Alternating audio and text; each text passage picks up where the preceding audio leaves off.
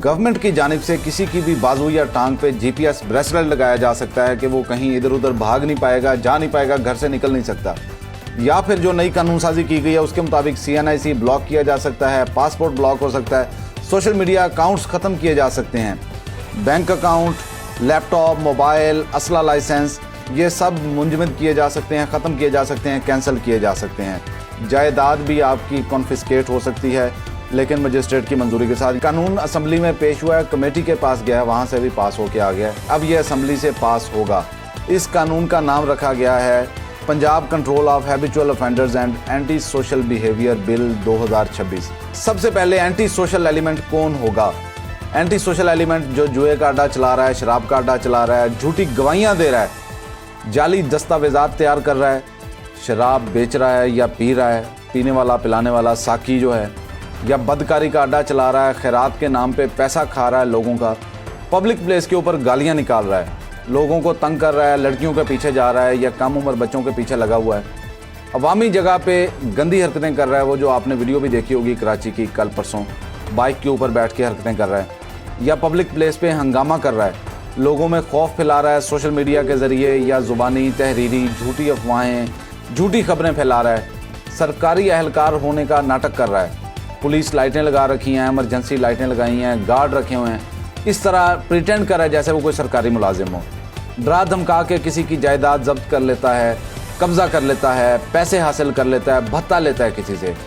चोरी का माल ख़रीदता है, या सोशल मीडिया पे किसी को वेपन वगैरह कोई दिखा रहा है, इश्तियाल अंगेज़ मवाद पोस्ट कर रहा है, हवाई फायरिंग कर रहा है, ब्लैक मार्केटिंग कर रहा है, जाली करेंसी का इस्तेमाल कर रहा है, या फिर मिस इन्फॉर्मेशन डिसइन्फॉर्मेशन फैला रहा है, या फिर साइबर क्राइम्स कर रहा है, जानवरों के साथ जुल्म कर रहा है, सड़क के ऊपर रुकावटें खड़ी करता है, तो ये सारी चीज़ें मिला के एंटी सोशल एलिमेंट के ज़िम्मे में आ जाती हैं। अब बेसिकली हर ज़िले के अंदर एक कमेटी होती है जिसे डिस्ट्रिक्ट इंटेलिजेंस कमेटी का नाम दिया गया है। तो ये इंटेलिजेंस कमेटी मुश्तमिल होती है DC साहब, DPO साहब और बाकी सारी जो एजेंसीज़ होती हैं, वफाक की भी, सूबे की, वो इसके मेंबर होते हैं। तो ये मिलकर फैसला करेंगी किसी भी आदमी को अगर एंटी सोशल एलिमेंट करार देना है। AC और SDPO साहब जो होते हैं, DSP आपकी तहसील के, वो इसकी इंक्वायरी करेंगे पहले, इसके बाद ये रिकमेंड करेंगे कि इस आदमी को एंटी सोशल एलिमेंट करार दे दिया जाए। तो उसके बाद फिर वही होगा, उसका passport block, CNIC block, social media ख़त्म, बैंक अकाउंट मुंजमद, उसकी मॉनिटरिंग हो सकती है, जायदाद गई उसकी। तो ये सारी चीज़ें उस वक्त हो सकती हैं अगर ये कमेटी फैसला करती है कि ये आदमी एंटी सोशल एलिमेंट है। जो मैंने आपको 20-25 चीज़ें बताई हैं, अगर उनमें से किसी भी पैरामीटर के ऊपर वो पूरा उतर रहा है तो वो एक एंटी सोशल एलिमेंट हो जाएगा। अब जो दूसरा सेक्शन है इसका, वो है जी आदी मुजरिम। आदी मुजरिम कौन होता है? जिसके खिलाफ पहले कोई मुकदमा दर्ज हो चुका हो, एक से ज़ायद मरतबा गिरफ्तार हो चुका हो, गाड़ी चोरी करता, भत्ताखोरी करता है, डकैती, ये इस तरह के जराइम में मुलविस हो, या फिर साबित हो जाए कि ये बार बार कोई एक हरकत किए जा रहा है, उसको आदी मुजरिम करार दिया जा सकता है। तो आदी मुजरिम के लिए एक पुलिस ऑफिसर मजिस्ट्रेट के पास एप्लीकेशन लेके जाएगा और मजिस्ट्रेट साहब उसको आदी मुजरिम करार दे सकते हैं। ये एक नई सज़ा है, पाकिस्तान में इससे पहले इस तरह की नहीं थी। अब आदी मुजरिम को मॉनिटरिंग डिवाइस लग जाएगी, वो ब्रेसलेट लगेगा उसकी बाजू पे या टांग पे, वो कहीं फिर इधर उधर खिसक नहीं पाएगा। और अगर वो ब्रेसलेट को तोड़ने की कोशिश करेगा, काटने की कोशिश करेगा, तो फिर उसके ऊपर FIR हो जाएगी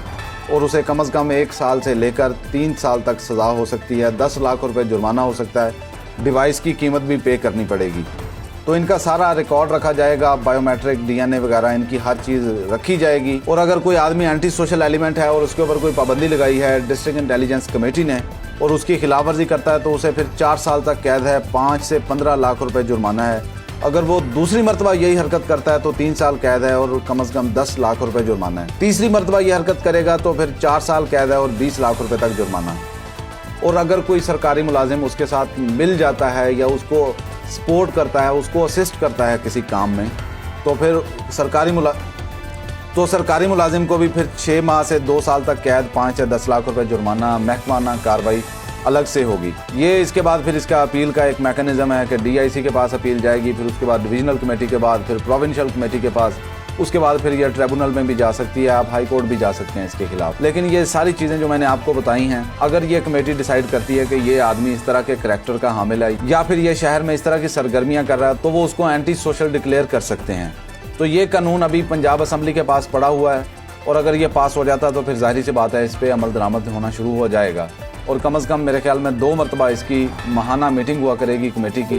वैसे भी इस कमेटी की माहाना तकरीबन 1-2 मीटिंग्स हो जाती होती हैं, जनरल पब्लिक को नहीं पता चलता क्योंकि ये इंटेलिजेंस कमेटी की मीटिंग है। लेकिन अब इस मामले में भी इसकी मीटिंग हुआ करेगी